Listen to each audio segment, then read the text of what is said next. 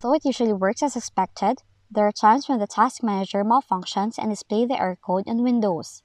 If this also happens to you, here's how you can fix it. First, if it's nothing major, you should be able to close the unresponsive program with the Alt key and F4 keyboard shortcut.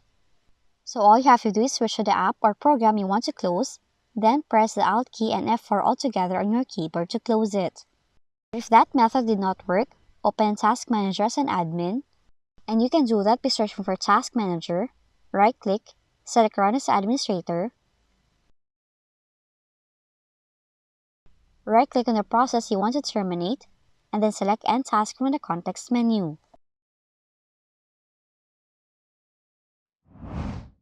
Lastly, terminate the process with the WMIC. Do that by opening Command Prompt with admin rights. Type in the following command in the console, replace the process name with the actual name of the process you want to terminate, then press Enter. And those are the following ways on how you can fix or bypass the error code in your Windows computer. If you found this video helpful, kindly like and subscribe. You may also click and turn on the notification bell so you can be notified from whenever we release new videos.